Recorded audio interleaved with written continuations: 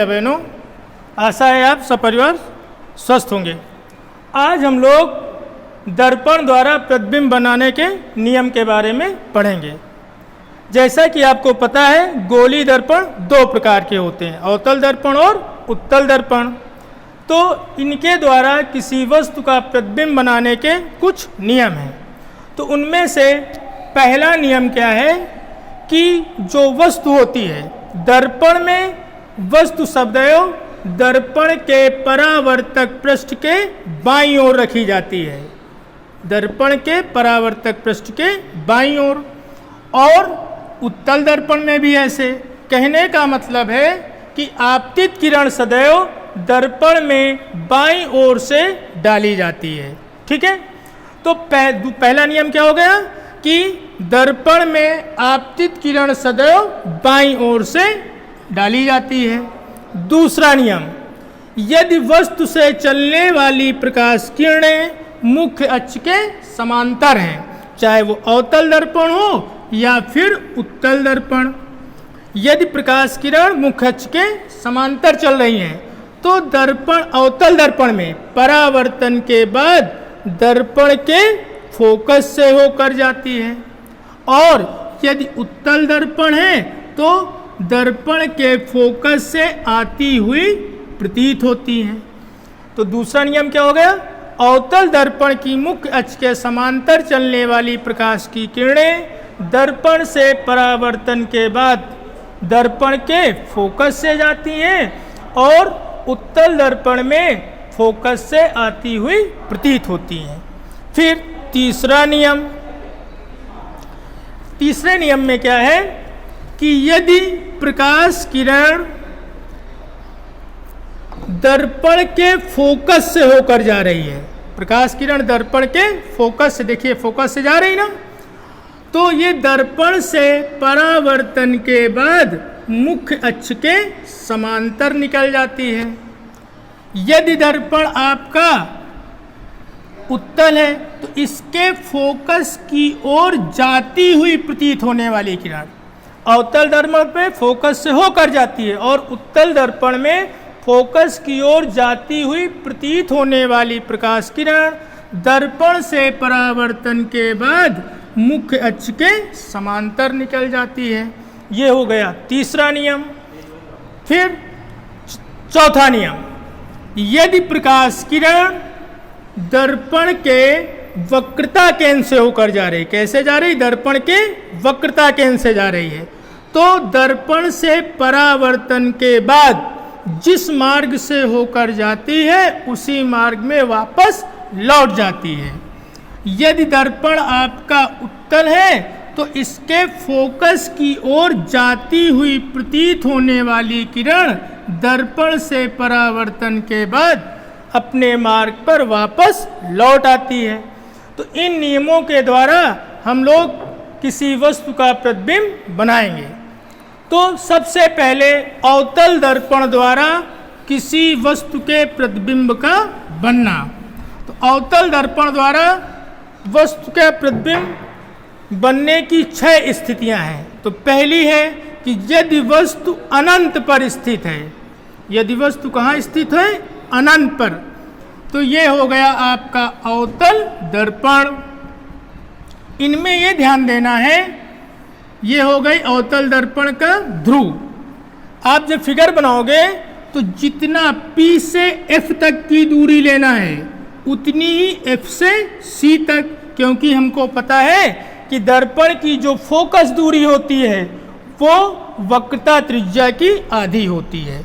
इसलिए CP का मध्य बिंदु ही फोकस होगा। मान लीजिए कोई वस्तु अवतल दर्पण के सामने अनंत पर स्थित है। कहाँ पर स्थित है? अनंत पर। ये हो गई वस्तु A B। एक प्रकाश किरण वस्तु के सिरे A से चली और फोकस से होकर गई।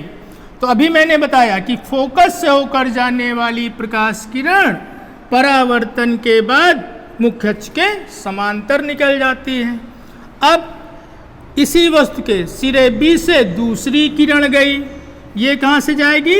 वक्रता केंद्र से, और वक्रता केंद्र से जाने वाली किरण परावर्तन के बाद अपने ही मार्ग पे वापस लौट आई।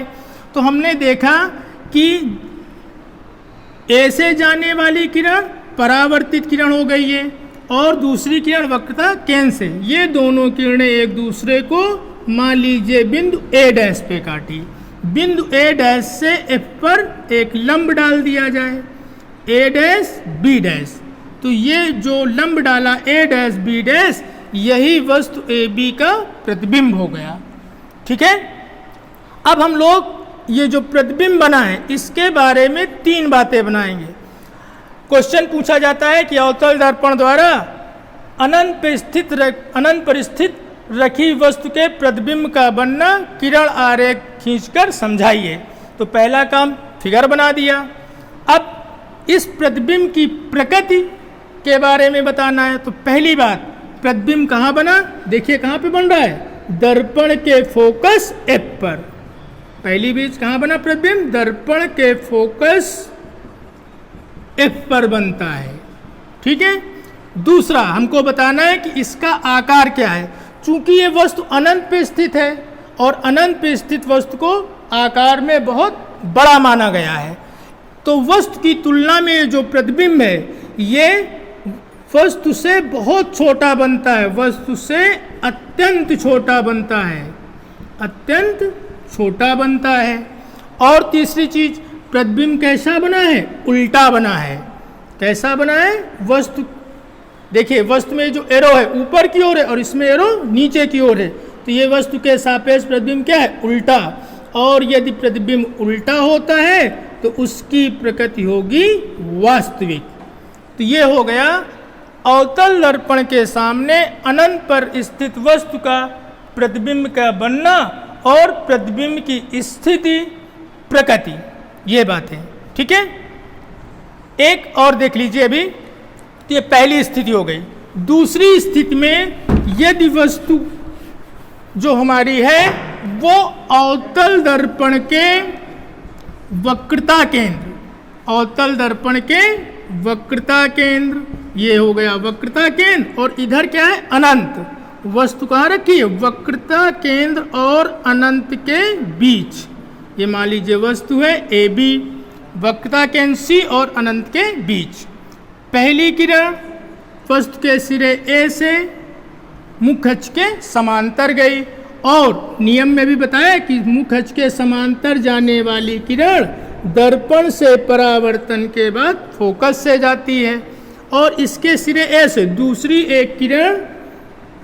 एक किरण मान लीजिए ये गई वक्रता केंद्र से। कहाँ से, वक्रता केंद्र से। वक्रता केंद्र से जाने वाली किरण दर्पण से परावर्तन के बाद जिस मार्ग से जाती है उसी मार्ग में लौट आई। तो देखिए ये किरण ये वाली और सी से जाने वाली एक दूसरे को कहाँ पर काटी, ए डैश पर। तो ए डैश से इस पर एक लंब डाल दिया, ए डैश बी डैश। तो ये ए बी का ए डैश बी डैश हो गया प्रतिबिंब। तो फिर वही बातें हम लोग लिखेंगे, 3 बातें। क्या, वस्तु का प्रतिबिंब कहाँ बना, प्रतिबिंब का आकार वस्तु से बड़ा है कि छोटा है, और तीसरी बात उल्टा है कि वास्तविक। तो जैसा फिगर देख के हम लोग लिख देंगे, कहाँ बना, सी और एफ के बीच। तो यहाँ क्या लिखेंगे, दर्पण के वक्रता केंद्र, दर्पण के वक्रता केंद्र सी व फोकस एफ के बीच बनता है, एफ के बीच कहीं पर बना।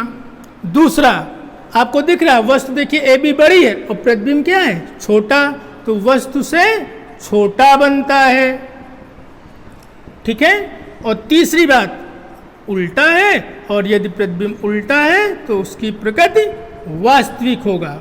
केवल आपको इसमें यह ध्यान देना है किरण आरेख खींचने में, जितनी दूरी एफ से पी लेना है उतनी ही सी से एफ, और जैसा वस्तु कहा गया वैसे रख करके किरण आरेख खींचेंगे तो प्रतिबिंब स्वतः जहां उसको बनना होगा बनेगा, और फिगर देख करके वो हम लोग लिख देंगे। ठीक है, इसके बाद अवतल दर्पण द्वारा प्रतिबिंब बनने की 4 अन्य स्थितियां भी हैं जिसको हम लोग आगे के वीडियो में देखेंगे। आशा है आपको समझ में आया होगा। धन्यवाद।